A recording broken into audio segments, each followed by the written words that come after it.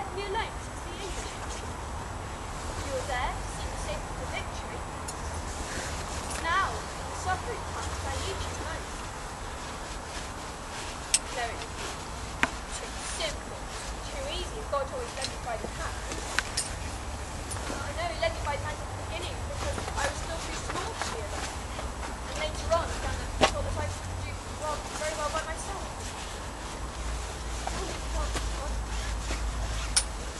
It's very hard to follow clearly everything my Lord Bishop said to me. He spoke so gently, and it often seemed that he was right. Are you sure that you meant that? Did you need me to be so afraid of suffering? Are you sure that you want me to live? No, Lord?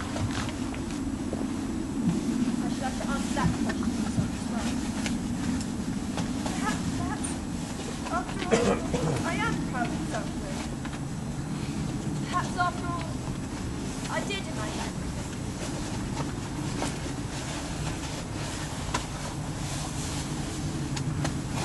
Are you crying? But I came to congratulate you. It was a very happy solution to it all, I thought. The outcome of the trial. Daring. No, I tell Kilshot, I was delighted that you managed to avoid execution. I mean, quite apart from my own personal sympathy. The suffering is absolutely frightful, really, and quite useless, and most unpleasant to watch. No, I'm perfectly convinced that you did right to avoid martyrdom. But it was all. Yes, I congratulate you most sincerely. It's astonishing, really, considering the peasant stock that you come from, that you should have behaved with such distinction. A gentleman is always ready when he must die for his honour and his king, but the hoi polloi is himself killed for anything. And then I was most entertained to see you queen the Inquisitor's paw. What a sinister character that Inquisitor fellow is. I detest intellectuals more than anybody. These fleshless people. What unpleasant fossils. Are you really a virgin? Yes. Well, yes, of course you are. Yes. No woman would have spoken in quite the way that you did. My fiancée in England was a very innocent girl. She reasons exactly like a boy herself. Unlike you, there's no gainsaying her.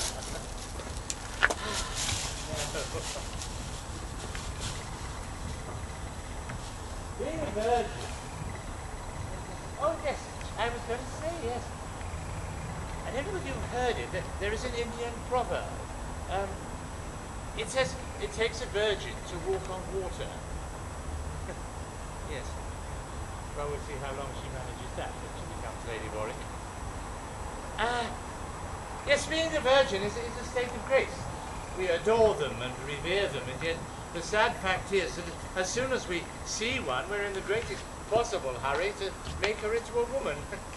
And we expect the miracle to go on as if nothing had happened. Madman. Just as soon as this little campaign is over, it won't be long now, I hope your little child is tottering to a fall. But as soon as it is, back I go to England to do that very same idiotic thing. Warwick Castle is a very beautiful place. A bit big, severe, but very beautiful. I breed horses, and my fiancée rides rather well. Not as well as you do, but rather well. So she'll be very happy. We shall go fox hunting, of course, and entertain fairly lavishly from time to time. I'm only sorry that the circumstances make it so difficult for me to invite you over. Well, anyway, I thought I'd make you this visit. You know, a bit like shaking hands after a match, if you know what I mean. Yes, well, I hope I haven't interrupted you. Are my men behaving themselves now? Yes.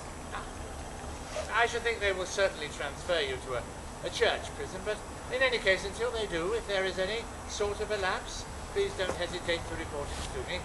I'll have the blackguard hanged. Yes, we can't really have a whole army full of gentlemen, but we can try. Madam. My lord, Yes. it would have been better, wouldn't it, if I'd been burned? No, I've told you that for His Majesty's government, this admission of guilt is just as good. But for me, Unprofitable suffering, an ugly business.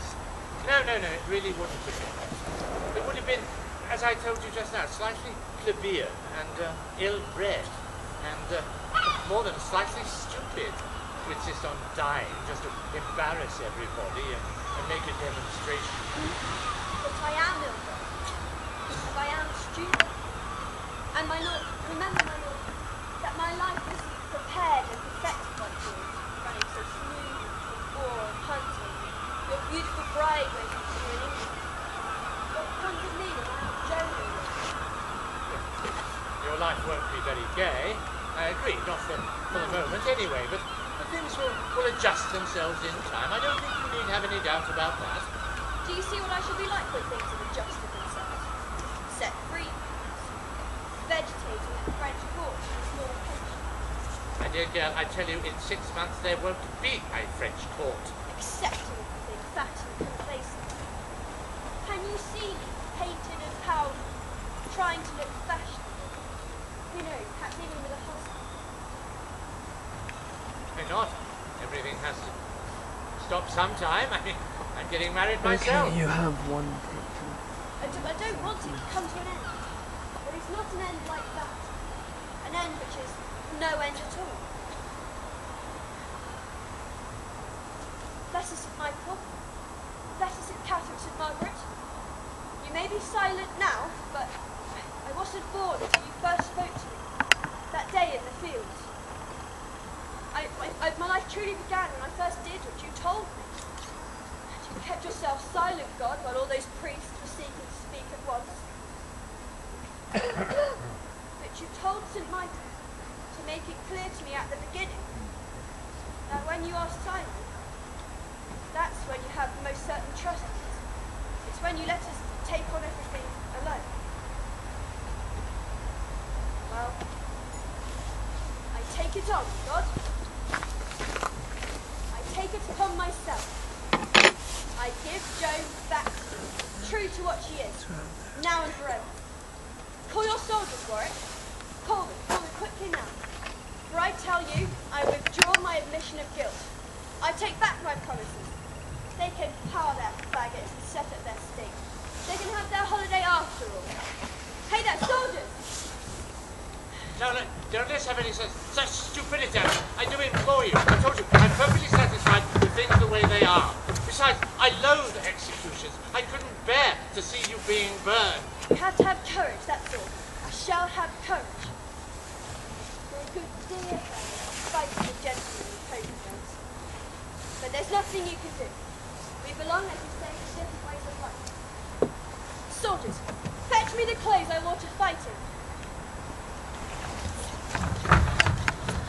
And when I'm back in my breeches, you can tell my judges that Joan is herself again.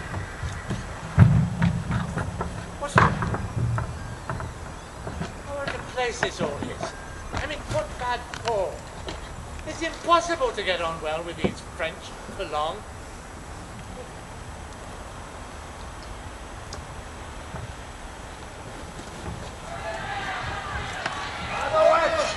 Burn the witch! Burn her! Burn her! Burn her! Shave her head! Burn her!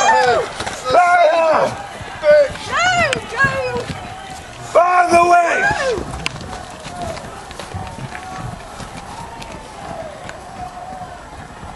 Burn her! Burn her! Come on! This is stupidity! Absurd stupidity! Burn the No, witch! this is something you've done it out perfectly well! A cross! Let me have a cross to hold. No! No cross for a witch! cross! And a crucifix! To the left when you run to the parish church! Run!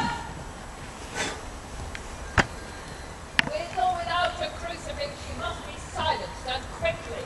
Look at her, defying us. A cross! Where's my cross? Let me have a cross! But we hurry and light the fire. Let the smoke hide her away from our sight. We must be quick. We must be quick. There! Courage, Joan. We're all praying for you. Thank you, little brother, but get down! The flames will catch you! You'll get burned yourself! Oh, man, have you done it yet? Have you done it? It's done, my lord. It's a light. 2 minutes, the flame will have reached her. And lost. God forgive us!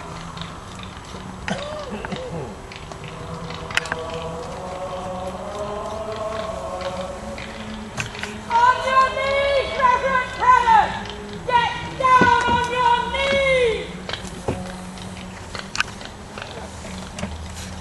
Is she looking straight in front of her Yes, my lord.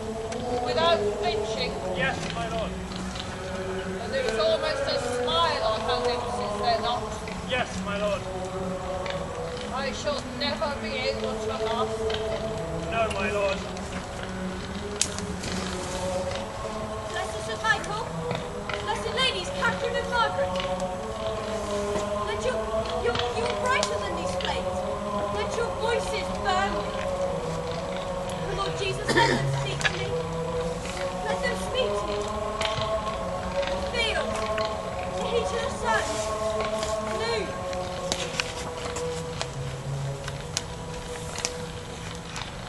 The real end of Joan's story, the end which will never come to an end, which they will always tell, long after they have forgotten our name or confused us altogether. It isn't the painful and miserable end of the fallen animal captured at Rouen.